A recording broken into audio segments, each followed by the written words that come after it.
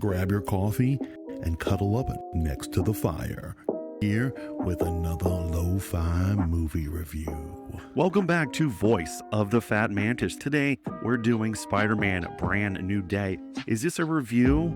Is this an ending explained? Well, the real answer is ish.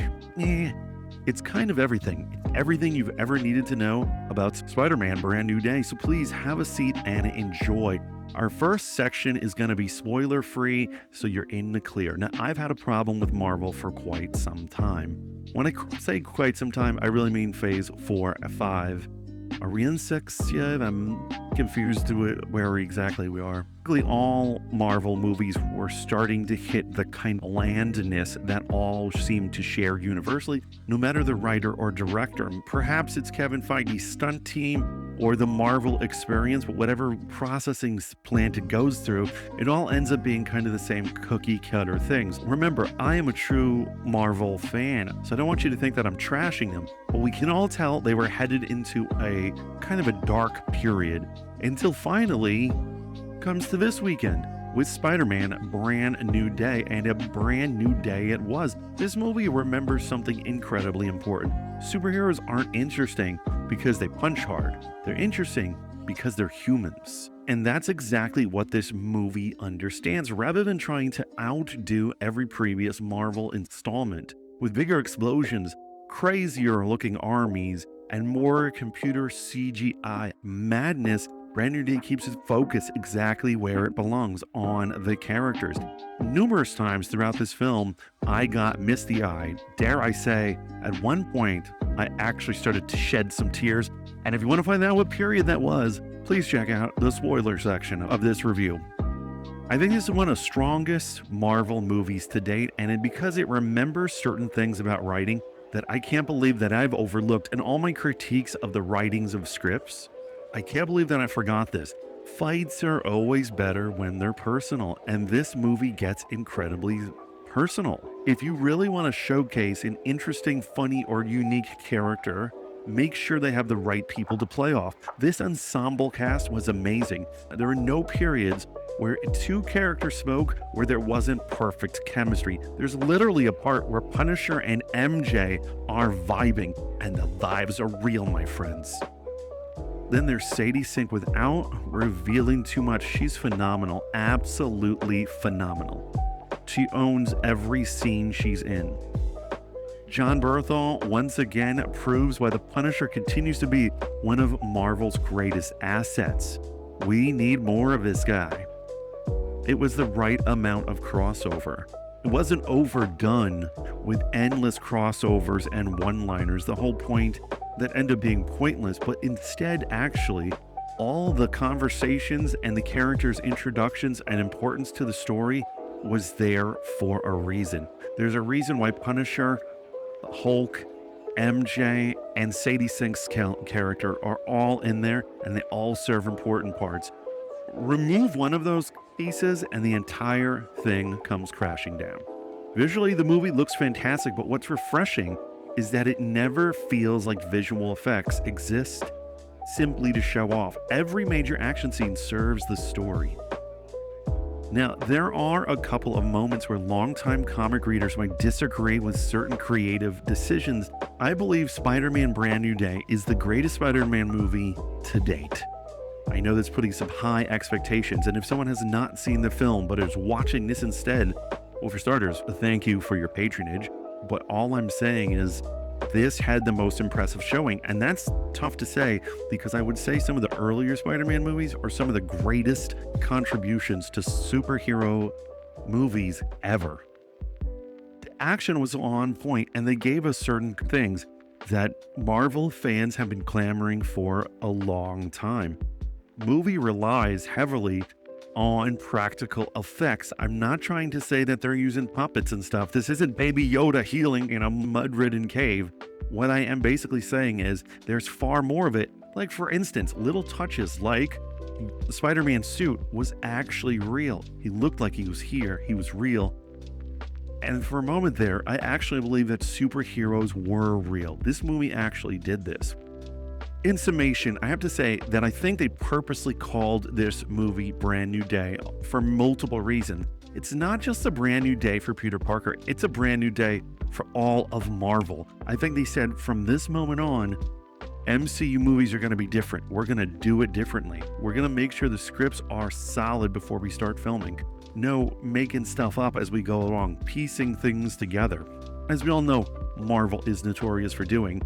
A return to more practical effects, and I just gotta say, character-driven storylines. This has it all. Ultimately, I'm gonna give this movie 5 out of 5 stars. I obviously loved it, but the real question is, what did you guys think about it? Please let me know down in the comments. Now that I've mumbled and skirted and tiptoed around all the things that I actually want to say, let's get to the fun part. This is your spoiler warning. If you haven't seen the movie, pause this episode, or if you don't care about spoilers, just hang out a little. You still here? Okay, good. Let's start with what affected me the most. And I have to say, it's Peter and MJ's. This is very much a Peter and MJ movie. And when I talked about the parts that had me tearing up and actually had me affected, it was everything to do with Peter and MJ, particularly the roof scene. Now, on the roof scene, when she says, "I remember you, sometimes I think about you. No wonder I think about you. No wonder you've been the missing piece in my life this entire time." I got a little choked up and I said, oh my God, this is happening. And for a moment there, I wasn't that cynic movie watcher who is suspicious of every character who says hello to the protagonist. Instead, I was right there in the journey with Peter, and I absolutely believed that the romantic connection and her return was happening before me. And when it turns out to be a misdirect by Jean Grey, that's right, that's Jean Grey doing that, it broke my mind. And then when she threw MJ off, another tear flew down my eye, because for a second there, I actually thought she might actually get hurt or something. Now, I certainly didn't think she was going to die and they weren't going to replicate that scene. I did at that moment think that maybe she would be hospitalized or something bad, and that would be why Spider-Man would have to go take her out. But instead, he's able to save the day, but still, a worse situation happens to him. It's not that his loved one is hurt. It's that he realizes that he's almost powerless to stop his loved ones from being hurt. Jean Grey's power is so great, she can appear as anyone and anywhere. She's foiled even him and his super math abilities. And I felt as powerless as Peter Parker in that moment. And I have to say that I loved it. Now, really quick, before we get into the big barn-burning spoiler that we need to discuss, I want to just make a comment about the Hulk. The Hulk, because he can't have his own movies, he's put in other people's movies constantly. We see the Hulk, and sometimes it's for really stupid reasons, and other times it's used geniusly. For instance, Thor Ragnarok, right? And so before I watched this movie, I wondered, which one is this gonna be? And I have to say, this is probably one of the best uses of the Hulk ever.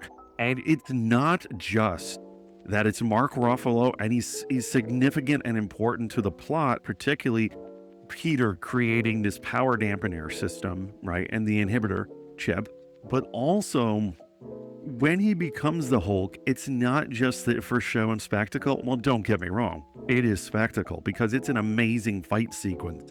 However, what it was is that for years we haven't had the true Hulk, and it's been a missing part in our heart. We have a Hulk-shaped hole in our hearts, all MCU fans.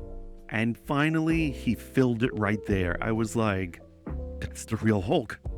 And I got actually scared, particularly not for Peter, but for the Punisher who was involved in that fight. I was like, it one hit and Frank Castle is done. And so I was on the edge of my seat, but it was so refreshing to have the original Hulk back, man. Now, Hulk's time in this movie is not long. However, for good reason, because there's so many other amazing things happening in this one. To the biggest spoiler of them all, and what everyone is talking about, Sadie Sink's Jean Grey. Now, a lot of people, I'm seeing the haters, I'm seeing on my side of Twitter and other people's sides of Twitter and on my Facebook and my grandmother, and everybody's saying this isn't Jean Grey. Now, for these people, I have to say this. Finally, Jean Grey has a voice. What is the Fat Mantis talking about? Jean Grey's been in comics for 50 plus years. Of course she has a voice. Well, I would argue no. Other than the times where she's dealing with the Dark Phoenix or becoming the Dark Phoenix or something like that, or she's angry at Scott for having another affair with another psychic. I don't even understand that one. I wouldn't even look at a girl who could read my mind. Like, who needs that? She is the most bland person. It's possible she doesn't even have a personality. In the early days of comics, a lot of women didn't have personalities. I'm not being a sexist. This is just a thing, right? And so it was Fantastic Four. She was Invisible Woman was the dutiful girlfriend, eventually dutiful wife, and then also dutiful mother, right? She played this kind of role in her lives. But Jean Grey, being younger, she couldn't go through that transformation. So they kept her just on girlfriend mode. She's just the person there to be the girl. And I don't want to see that again. And you know what? Bryan Singer's X-Men movies masterfully adapted Jean Grey because they didn't give her a personality either. One could say, bravo, you scored 100% on adapting a person with no personality or plot lines. I don't want to see that anymore. And so for anyone who's an Avengers fan, you've had to sit for the last 15 years of Marvel adapting characters you love. And there are times when I'm like, Captain America wouldn't do that. I'd be like, that's not the Red Skull. You call that Batroc the Leaper? Oh no way. And so we've had to put up with this kind of silliness. It's not silliness. It's what we call adaptation. Writers are allowed to put their own creative influences and take creative turns with their characters, provided they don't go too far and out of reach. Now, when do we say Jean Grey has a personality? Well, it's simple. When she's dark, when she's possessed by a Dark Phoenix, or is she an alien force pretending to be Jean while Jean is in a cocoon sleeping under the ocean? I don't really understand how the Dark Phoenix does any of these things, and I've read all those comics. There's no canonical way. But the point is that she's dark and edgy, and I love that they gave her an edge. Now, it's better that they gave her an edge earlier in her career so that she can seek redemption along the way. But they are either foreshadowing a Dark Phoenix saga that's going to happen, or even if they don't end up doing the Dark Phoenix saga, which, by the way, I know it sounds crazy, but they might do because it's been adapted poorly twice now, and they might not want to go down that road. But either way, maybe this was her edgy dark side, right? Now, I think they're probably going to adapt it, and this is just showing that she has this type of rage within her person. But it's true, a lot of people are like, shit, she's throwing people off buildings and she's pushing people in front of taxis. Yeah, that's really dark. But also, she's a woman trying to save her sister's life. And without a moral compass or being raised right? She didn't make the moral right choice. I get it. I don't hate her for it. I think it makes her more interesting. But I do love that her character arc is solely based on her loneliness. The only person who ever loved her has been stripped away from her, just like Spider-Man, and that mirror works so well. I completely understand why at the end of the film, he wanted to protect her. He wishes he had someone he could fight, and after the fight, he get MJ and Ned back. But there's no one he can fight. However, for Jean Grey, there is someone she can fight. It's damage control. Until she found out the truth about her sister, that it was unfortunately too late for her. I thought it was beautiful. I love it. I'm pro it. Haters. But anyway, other things I just got to touch on. The Hand, man. The Hand, beautiful. My understanding is that is Jackie Chan's stunt team. And they just put on ninja garb and they're just doing their thing. That scene with them and that final battle with them is so impressive and so fun. I have a feeling I'm going to watch it like 50 times. And that's what makes a memorable fight scene. It's like, after the Matrix sequels came out, I didn't care for them as movies, but I remember I used to just like on the DVD skip to each fight scene and be like, because they were so eloquent and so beautiful. And this captures that type of sense of awe-inspiring action. I absolutely loved it. I will say there is a flaw in this movie. and it goes back to the Jean thing. It's true, I've just been defending how dark Jean is fun Jean and better than bland Jean. But one of the things I really wish they had done was either have a scene that after she makes a man step in front of a cab and the cab hit her, Spider-Man check on the man and he sees the man just has some broken bones. That would have been amazing. Or they could have had Spider-Man save him. I don't know. They could have gone either way. That it wouldn't have taken that long. It would have been 15 seconds in order to salvage that. And I am admitting that is a little dark, but the movie was just so good. I'm gonna have to forgive it, right? You know, to be honest, that's why I took off a few fractions of a point because I didn't have that scene. Maybe, who knows? Maybe they'll have a director's cut where they can add that 15 seconds. I don't know what's going on, but it was fascinating. It was good. It was an amazing time at the movies. Remember to like, share, and subscribe to Voice of the Fat Mantis right here on YouTube. I've been the Fat Mantis, and thank you for listening to my review and rants on Spider-Man Brand New Day. The real question is, what did you guys think about it? Please let me know down in the comments. And until next time, ciao for now.